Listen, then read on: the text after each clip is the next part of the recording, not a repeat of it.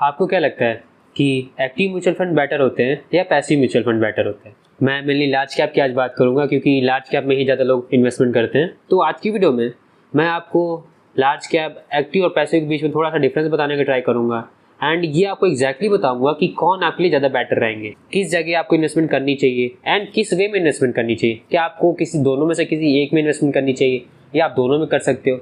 सारी चीज़ें बताने का ट्राई करूंगा एंड आपको एक क्लियर फ्रेमवर्क देने का ट्राई करूंगा कि आपको कैसे इन्वेस्टमेंट करनी है।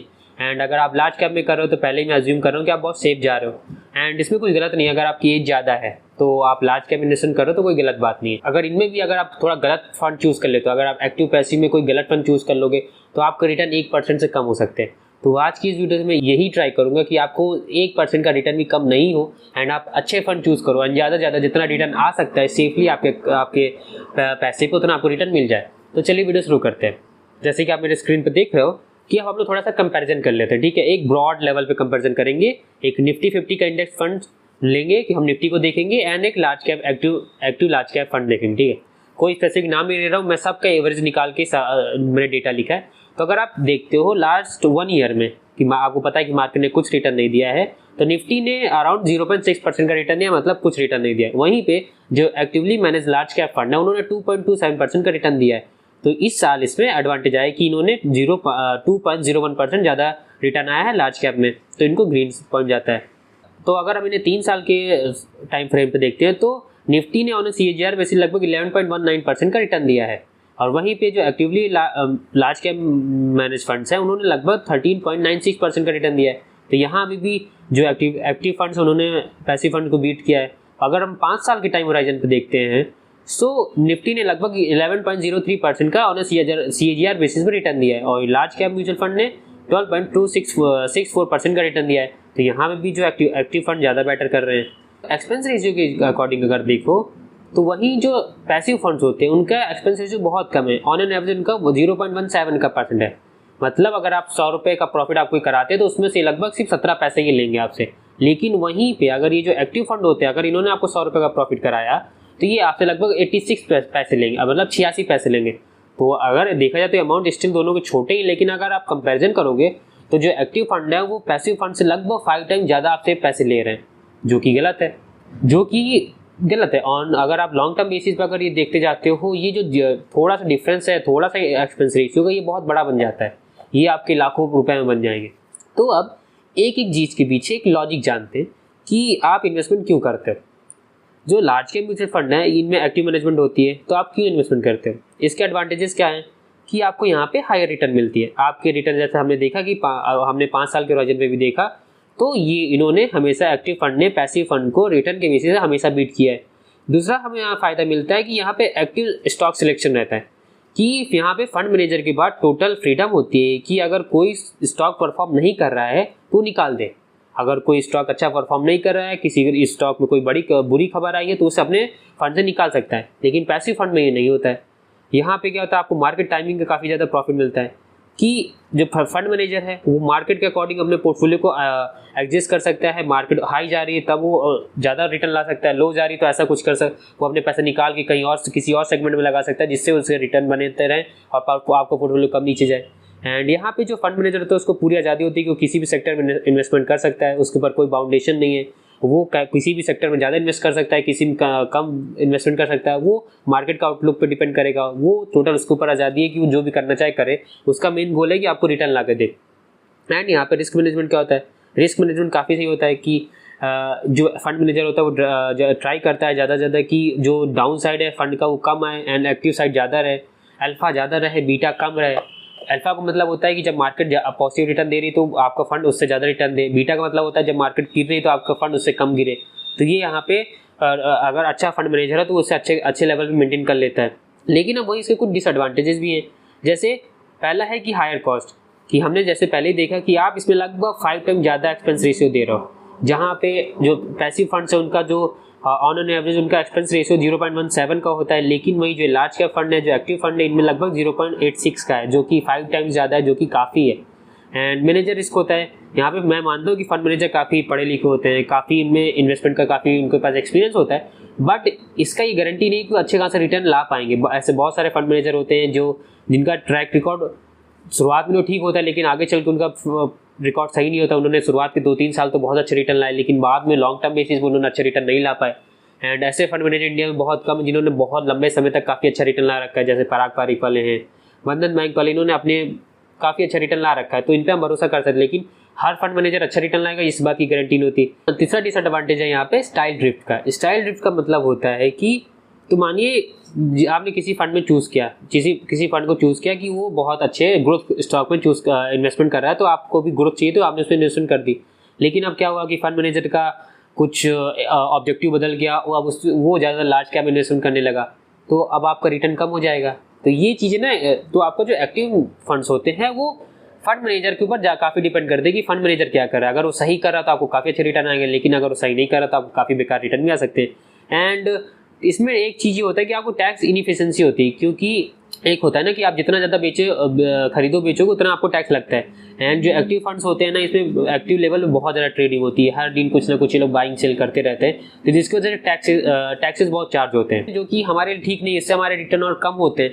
तो हमें हमेशा ट्राई करना चाहिए हम ऐसे फंड मिले जिसमें जो फ्रीक्वेंसी ऑफ ट्रेडिंग हो ना कम से कम हो, क्योंकि जितना ज़्यादा कम ट्रेडिंग होगी उतना कम खर्चे आएंगे, है ना, उतना ज़्यादा रिटर्न हमारे बनेंगे। तो मैंने ये आपको एक्टिव फंड के दोनों एडवांटेजेस एंड डिसएडवांटेजेस दोनों बता दिए कि क्या फ़ायदे हैं क्या नुकसान है। फ़ायदे भी हैं कि ज़्यादा रिटर्न आती है, अच्छा खासा रिस्क मैनेज हो जाता है, रिस्क मैनेजमेंट काफ़ी होता है, सेक्टर रोटेशन रहती है, मार्केट की टाइमिंग आपको मिल जाती है कि जो बाइंग नीचे आपको ज़्यादा बाई करने का टाइम मिलता है। डिसएडवांटेजेस भी मैंने आपको बता दिए। अब बात करते हैं इंडेक्स फंड में। इंडेक्स फंड में लिए हमें पता है कि ये पैसिव मैनेजमेंट होता है, पैसिव फंड्स कह सकते हैं, किसमें ये सिंपल सा किसी न किसी मार्केट के किसी इंडेक्स को कॉपी करते हैं, बस इनमें कोई भी एक्टिव फंड मैनेजर नहीं रहता है कि वो अपने हिसाब से स्टॉक चूज़ करेगा। इसमें क्या है कि जो भी उस इंडेक्स में जितने भी स्टॉक हैं वही स्टॉक सीधा सीधा अपने आप में बाई कर लेंगे, जिस प्रोपोर्शन में इंडेक्स में उसी प्रोपोर्शन में ये बाई करेंगे। एंड इसमें ये नहीं है कि ये कभी अपने मन से कुछ भी बेच दे, कुछ अपने मन से खरीदना, ऐसा कुछ नहीं है। ये सीधा बस इंडेक्स को कॉपी करेंगे, इंडेक्स कुछ बेच रहा है तो बेच देंगे, इंडेक्स कुछ खरीद रहा है तो खरीद लेंगे। इसका पहला एडवांटेज है कि अल्ट्रा लो कॉस्ट है। हमने इसका देखा कि एक्सपेंसिव इनका ऑन एन एवरेज अगर हम एक्सपेंस रेशियो देखो तो 0.05 से लेकर 0.2 तक होता है एट मैक्स। तो मनी अगर आपने इसमें 100 रुपये का प्रॉफिट देते हो तो इससे आपको 5 पैसे से लेकर 20 पैसा आपसे लेंगे, तो ये बहुत कम है। इतना तो आप दे ही सकते हो ना, इतना कुछ फर्क नहीं पड़ेगा। तो इनका सबसे पहले है कि इनकी बहुत लो कॉस्ट होती है। दूसरा है कि इनकी परफॉर्मेंस कंसिस्टेंट रहती है, क्योंकि जैसे मार्केट रिटर्न देगी, अगर निफ्टी 10 साल में निफ्टी ने 12-13% का रिटर्न दिया तो इनकी 12-13% का रिटर्न आएगी, वो गारंटी होती है, तो इसमें कोई दिक्कत नहीं होती। एंड इसमें ट्रांसपेरेंसी बहुत ज़्यादा होती है। इसमें कोई फंड मैनेजर नहीं होता कि उसके ऊपर कुछ डिफेंड करे। इसमें सिंपल सा है कि निफ्टी जिस इंडेक्स को ये ट्रैक कर रहे हैं, जिसको बेंचमार्क मान रहे हैं, उसमें जितने भी स्टॉक है उसको उतना बाई करेंगे। और वो तो हम सबको पता होता है कि किस निफ्टी 100 में कितने स्टॉक है, आप जाके सर्च करोगे आपको पता चल जाएगा। तो आप बता सकते हो कि इस फंड में कितने स्टॉक होंगे। टैक्स इफिशिएंसी इसमें रहती है, क्योंकि आपको पोर्टफोलियो जल्दी टर्न ओवर नहीं होता, इसमें पर डे कोई बैंक सेलिंग नहीं होती, इसमें ईजिली बहुत लंबे समय तक स्टॉक होल्ड किए जाते हैं, तो आपकी टैक्स के पर्पज से काफ़ी अच्छा होता है। इसमें कोई स्टाइल ड्रिफ्ट नहीं होती। इस स्टाइल ड्रिफ्ट मैंने आपको जैसे बताया कि उसमें क्या था कि अगर कोई फंड मैनेजर है उसका ऑब्जेक्टिव बदल जाए, लेकिन इसमें तो ऑब्जेक्टिव बदल ही नहीं सकता क्योंकि इसमें कोई फंड मैनेजर है ही नहीं। ये तो सिंपल सा इंडेक्स को ट्रैक कर रहे हैं, तो इनका काम बस क्या है, इंडेक्स को ट्रैक करना। इंडेक्स जैसा रिटर्न दे रहा है उसी के आसपास ये रिटर्न दे देंगे। एग्जैक्ट रिटर्न नहीं आता है, इसमें थोड़ा ट्रैकिंग एरर हो जाता है 0. कुछ % का, लेकिन ऑन एवरेज इंडेक्स के बराबर ही रिटर्न देते हैं। लेकिन अब इतने फायदे हैं तो कुछ नुकसान भी है, जैसे इनमें थोड़ा लो रिटर्न आती है। हमने देखा कि एक्टिव फंड के कंपैरिजन में इनका रिटर्न कम रहता है, थोड़ा सा 1-2%, ये 1 या 1.5% का रिटर्न कम आता है। ये ऑन 10 साल में भी देखोगे तब भी इनका थोड़ा सा रिटर्न एक्टिव फंड से तो कम रहा है, क्योंकि अभी इंडिया इतनी ग्रोइंग मार्केट है कि अभी यहाँ पे जो एक्टिव फंड मैनेजर है अगर वो अच्छे से इन्वेस्टमेंट करते हैं तो अभी भी वो अल्फा प्रोड्यूस कर सकते हैं मार्केट में। तो अगर इस पॉइंट का कंपैरिजन करोगे, इस पॉइंट को देखोगे, तो आप यहाँ पे एक्टिव फंड में इन्वेस्ट करना ज़्यादा बेटर रहेगा। यहाँ पे कोई डाउनसाइड प्रोटेक्शन नहीं है, जितना मार्केट गिरेगी उतना ही ये गिरेंगे, इसकी बात गारंटी है। ऐसा नहीं है कि अगर मार्केट 10% गिरे तो ये सिर्फ 5% गिरे, ऐसा बिल्कुल नहीं। मार्केट 10% गिरे तो ये भी 10% ही गिरेंगे। यार इनमें कुछ ज़्यादा फ्लेक्सिबिलिटी नहीं होती, क्योंकि अगर कोई इंडेक्स में कोई ऐसा स्टॉक जो कि बहुत ओवर वैल्यूड है लेकिन स्टिल इंडेक्स में है तो इनको बाय करना ही होगा, ये अवॉइड नहीं कर सकते, क्योंकि इनका मेन काम क्या है, बस सिंपल सा है कि इंडेक्स को पूरी तरह से कॉपी कर देना। एंड इसमें कंसंट्रेशन रिस्क बहुत होता है। जैसे निफ्टी में क्या है कि एचडीएफसी बैंक काफ़ी ज़्यादा आप मतलब 10-11% में है, रिलायंस भी काफ़ी वेटेज है। तो अगर ये स्टॉक गिरते हैं तो पूरा हमको पता है कि निफ्टी गिरती है। तो यहाँ पे भी यही होगा कि अगर आपने कुछ इंडेक्स फंड बाय कर रखा है, पैसे फंड बाय कर रखे हैं, तो अगर वो इंडेक्स गिर रहा है तो इनको भी गिरना तय है। ऐसा बिल्कुल नहीं होगा कि अगर इंडेक्स इंडेक्स 2-4% गिरा तो 10% गिरा है तो ये 2% गिरा, ऐसा नहीं हो सकता। इंडेक्स अगर 10% गिरा तो मे भी कभी कभी होता है कि 11% 12% गिर जाए। तो एग्जैक्टली कॉपी करने के कुछ फायदे भी है, कुछ नुकसान भी है। तो मैंने आपको दोनों के एक्टिव फंड्स के भी प्रोज एंड कॉन्स बता दिए, पैसिव फंड्स के भी प्रोज एंड कॉन्स बता दिए। अब हम देखते हैं कि नेट रिटर्न एनालाइज करते हैं हम। तो अगर हम लार्ज कैप फंड में टोटल रिटर्न एनालाइज करते हैं, इनका एक्सपेंस रेशियो माइनस करने के बाद 5 साल के हिस्से में ये देख रहा हूँ, तो जैसे हमने देखा था कि 5 साल में इनकी जो रिटर्न बन रही थी लार्ज कैप जो दिया था वो लगभग 12.64% था। अगर मैं इसमें से इसका एक्सपेंस रेशियो माइनस कर देता हूँ तो तब भी ऑन अ नेट पे मेरी जो टोटल रिटर्न बनेगी वो लगभग 11.78% की बनेगी, जो कि ठीक है, अच्छी रिटर्न है। और ये लार्ज कैप इन्वेस्टमेंट कर रहा हूँ, एकदम सेफ है, तो सेफली इतनी रिटर्न आना बहुत अच्छी बात है। एंड अगर मैं वही इंडेक्स फंड में इन्वेस्टमेंट करता हूँ तो अभी हमने देखा था कि 5 साल के ऑन अ 5 ईयर बेसिस पे इनके टोटल जो एवरेज CAGR रिटर्न आई थी इनकी वो लगभग 11.03 की आई थी। एंड अगर मैं इनमें से इनका एक्सपेंस रेशियो माइनस कर दूँ जो कि एवरेज इनका 0.17 का है, तो जो नेट रिटर्न इनसे प्रोड्यूस हो रही वो लगभग मेरी 10.86% की है। तो मतलब इससे अगर आप देखो सीधा कंपैरिजन करते हो तो लगभग 1% से मतलब 0.92% इनकी रिटर्न कम बन रही है। तो नेट एडवांटेजेस में क्या आ रहा है कि जो हमारा एक्टिव फंड है, जो large cap fund still ahead by 0.92% annually, अभी भी जो एक्टिव फंड है वो पैसिव फंड्स को बीट कर रहे हैं। तो अगर इन सब बेसिस पे आप देखोगे तो अभी भी इन्वेस्टमेंट करना लार्ज कैप फंड में ज़्यादा बेटर होगा। एंड अगर मैं इसको आप मनी के टर्म में कंपैरिजन करता हूँ, मानिए अगर आप 20 साल के लिए अगर आपने इन दोनों, आपने एक एक्टिव फंड लिया और एक पैसिव फंड लिया, दोनों में आपने एक लाख रुपए लगा के छोड़ दिए 20 साल के लिए, तो आपको जो लार्ज कैप फंड जो एक्टिव फंड होंगे उनसे लगभग आपका 1 लाख रुपए लगभग 8.85 मतलब 8,85,000 हो जाएगा। लेकिन अगर वहीं पे अगर आपने 1 लाख रुपए 20 साल के लिए किसी पैसिव फंड में लगा के छोड़ दिया है लार्ज कैप, तो लगभग ये आपका 7,94,000 रुपए होगा। तो आपका 20 साल में ये डिफरेंस लगभग 91,000 का होगा कि अगर लार्ज के एक्टिव फंड में एक्टिव लार्ज कैप फंड में इन्वेस्टमेंट करी होती तो आपके लगभग 91,000 रुपए ज़्यादा बनते। हाँ, अभी देखा जाए तो उतना ज़्यादा भी डिफरेंस नहीं बनता, लेकिन जब सेम रिस्क पे अगर आपको अभी ज़्यादा रिटर्न आ रही है तो क्या ही जाता है। अगर हम सेम रिस्क लेने पे ज़्यादा रिटर्न आ रही है तो हमें ज़्यादा रिटर्न लेनी चाहिए। तो अब बात करते हैं कि विच वन इज़ बेटर, आपके लिए सबसे ज़्यादा कौन सा सही है। तो आप लार्ज कैप फंड चूज कर सकते हो अगर आप ज़्यादा रिटर्न चाहते हो। अगर आपको हायर रिटर्न चाहिए, कि आप चाहते हो कि नहीं यार मैं इन्वेस्टमेंट कर रहा हूँ और मेरा रिटर्न मेन गोल है, तो आप फिर लार्ज कैप एक्टिव फंड्स में जाइए। एंड ऐसे बहुत सारे फंड्स हैं जो कि काफ़ी अच्छे रिटर्न देते हैं। एंड लेकिन इसमें ये चीज़ जरूर ट्राई करिएगा, आप उन्हीं फंड में इन्वेस्टमेंट करें जो कि लगातार अपने बेंचमार्क को बीट करते आ रहे हैं। अभी भी बहुत एक दो काफ़ी अच्छे फंड हैं जो कि लगातार अपने बेंचमार्क को बीट कर पा रहे हैं, जैसे निपॉन इंडिया का फंड है लार्ज कैप, ऐसे ही प्रूडेंशियल का लार्ज कैप फंड है। ये काफ़ी अच्छे फंड है, इन्होंने लगातार बेसिस पे अपने बेंचमार्क को बीट किया, तो आप इन्होंने इन्वेस्टमेंट ले सकते हो। एंड अगर आपका लॉन्ग टर्म होराइजन है, आप काफ़ी लंबे समय के लिए इन्वेस्टमेंट कर रहे हो, तब आप इसमें इजीली आप लार्ज कैप जो एक्टिव फंड्स हैं उनमें आप आराम से इन्वेस्टमेंट कर सकते हैं। एंड आप ज़्यादा इसमें जो एक्सपेंस रेशियो है उसको ज़्यादा माइंड मत करिए, क्योंकि आपकी रिटर्न ज़्यादा बन रही है तो एक्सपेंस रेशियो आपको ज़्यादा प्रॉब्लम नहीं करेगा। लेकिन आप इंडेक्स फंड चूज कर सकते हो अगर आप थोड़ा सा सेफ टाइप के इन्वेस्टर हो, सिंपलिसिटी रखते हो, ज़्यादा आपको मतलब नहीं है, आपका मेन गोल है कि बस मेरा पैसा ग्रो होना चाहिए, तो आप सिंपली अगर आप एकदम सिंपल टाइप इन्वेस्टर हो और आप चाहते हो कि मेरा एक्सपेंस रेशियो बहुत कम हो, तो आप इंडेक्स फंड चूज कर सकते हो। आप चाहते हो कि अगर मेरे रिटर्न एकदम मार्केट के जितना गारंटीड हो, तब आप आप पैसिव फंड में इन्वेस्टमेंट कर सकते हो, क्योंकि एक्टिव फंड में क्या है उसकी रिटर्न उसके फंड मैनेजर पर डिपेंड करेगी। अगर फंड मैनेजर ने अच्छा नहीं किया तो इसकी बहुत सारी पॉसिबिलिटी कि उसकी रिटर्न खराब हो सकती है। लेकिन पैसिव फंड में ऐसा बिल्कुल नहीं होता, जितनी मार्केट रिटर्न दे रहा है उतना पैसिव फंड आपको रिटर्न देगा ही।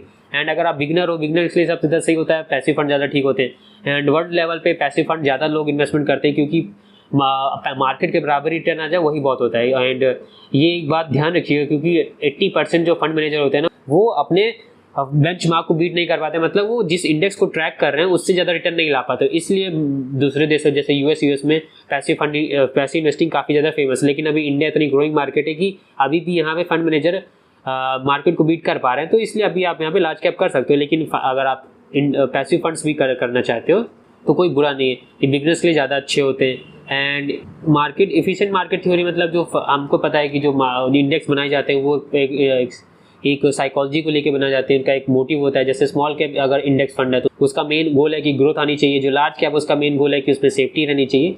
यहाँ पे आप फंड मैनेजर के रिस्क को पूरी तरह से अवॉइड कर सकते हो, क्योंकि फंड मैनेजर के भी खुद के कुछ पर्सनल बायस हो सकते हैं। क्योंकि कभी कभी होता है कि वो किसी सेक्टर में बहुत ज़्यादा बुलिश हो एंड मे बी वो सेक्टर काम ना करे, तो उसका फंड बहुत अंडर परफॉर्म कर सकता है। लेकिन पैसिव फंड में ऐसा कुछ भी नहीं है, जितना मार्केट रिटर्न देगी उतना आपको रिटर्न आना गारंटीड है। आप इसे एज्यूम कर सकते हो कि इतना रिटर्न मुझे आएगी।